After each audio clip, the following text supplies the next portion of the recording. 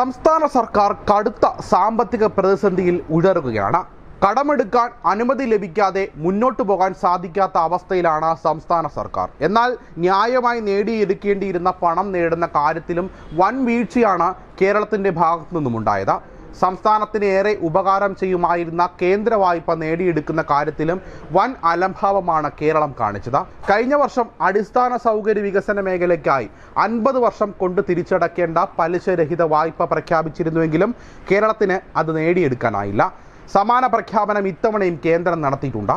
നൂതന ഗവേഷണങ്ങൾക്ക് ധനസഹായം ഉറപ്പാക്കാനാണ് പുതിയ പ്രഖ്യാപനമെങ്കിലും ഇത് നേരിട്ട് സ്വകാര്യ സ്ഥാപനങ്ങൾക്ക് നൽകുമോ സംസ്ഥാനങ്ങൾക്ക് കൈമാറുമോ എന്ന് വ്യക്തമല്ല. കേന്ദ്ര സഹായമുള്ള പദ്ധതികൾക്ക് കേന്ദ്രത്തിന്റെ ബ്രാൻഡിംഗ് വേണമെന്ന നിബന്ധനയാണ് കഴിഞ്ഞ വർഷം കേരളത്തെ പിന്തിരിപ്പിച്ചത്. 4000 മുതൽ 5000 കോടി രൂപയാണ് കേന്ദ്രത്തിൽ നിന്നും ഈ ഇനത്തിൽ പ്രതീക്ഷിച്ചിരുന്നത്.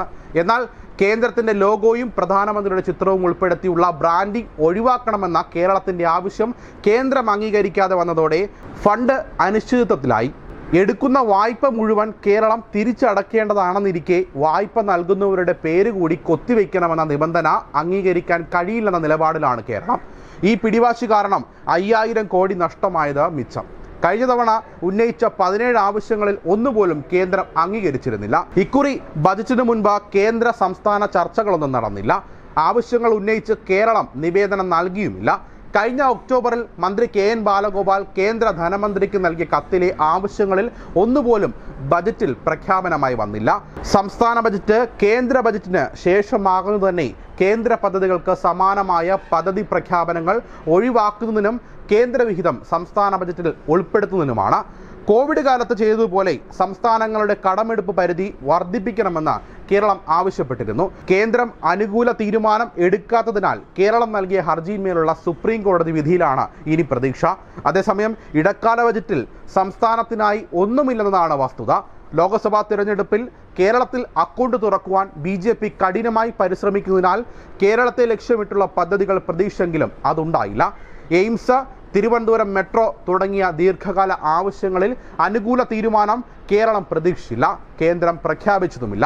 അതേസമയം തിരഞ്ഞെടുപ്പ് വർഷമായിട്ടും BJP രാഷ്ട്രീയ നേട്ടത്തിന് ശ്രമിക്കുന്ന സംസ്ഥാനമായിട്ടും ഇത്തവണയും കേന്ദ്രം കേരളത്തിന്റെ ആവശ്യങ്ങളോട് മുഖം തിരിച്ചുവെന്നാണ് പൊതുവിൽ വ്യക്തമാകുന്ന കാര്യം.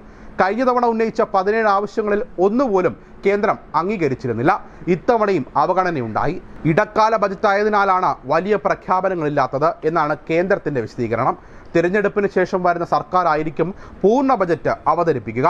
ബജറ്റിന് മുൻപായി കേന്ദ്ര സംസ്ഥാന ചർച്ചകളൊന്നും ഇത്തവണ നടന്നതുമില്ല. ആവശ്യങ്ങൾ ഉന്നയിച്ച നിവേദനം നൽകലുമുണ്ടായില്ല. കേന്ദ്ര അവഗണന തുടർന്നതിനാൽ പ്രത്യേക ആവശ്യങ്ങളൊന്നും ഇത്തവണ ഉന്നയിച്ചില്ല എന്നും ധനവകുപ്പ് പറയുന്നു. കഴിഞ്ഞ ഒക്ടോബറിൽ ധനമന്ത്രി കെ.എൻ. ബാലഗോപാൽ കേന്ദ്ര ധനമന്ത്രിക്ക് നൽകിയ കത്തിലെ ആവശ്യങ്ങളും പരിഗണിച്ചിരുന്നില്ല.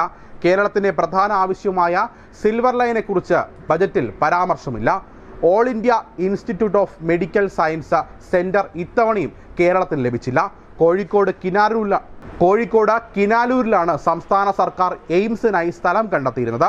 ഏറെ വർഷമായുള്ള ആവശ്യം ഇത്തവണയും അവഗണിക്കപ്പെട്ടു. തിരുവനന്തപുരം കോഴിക്കോട് മെട്രോകൾക്കുള്ള സഹായവും ലഭിച്ചില്ല. റബ്ബറിന്റെ താങ്ങുവില 170 രൂപയിൽ നിന്നും 250 രൂപയായി ഉയർത്തണമെന്ന ആവശ്യവും പരിഗണിക്കപ്പെട്ടില്ല. കേന്ദ്ര ധനമന്ത്രിക്ക് കെ.എൻ. ബാലഗോപാൽ നൽകിയ നിവേദനത്തിലെ വിഷയങ്ങളിലും അനുകൂല തീരുമാനമുണ്ടായില്ല. സംസ്ഥാനത്തിന്റെ കടമെടുപ്പ് പരിധി വർദ്ധിപ്പിക്കണമെന്നായിരുന്നു പ്രധാന ആവശ്യം. കേന്ദ്രത്തിൽ നിന്നുള്ള നികുതി വിഹിതം കൂട്ടണമെന്നും കിഫ്ബി വഴി ചെലവിട്ട തുക കടമെടുപ്പ് പരിധിയിൽ നിന്ന് ഒഴിവാക്കണമെന്നും ആവശ്യപ്പെട്ടുവെങ്കിലും അനുകൂല തീരുമാനവും ഉണ്ടായില്ല.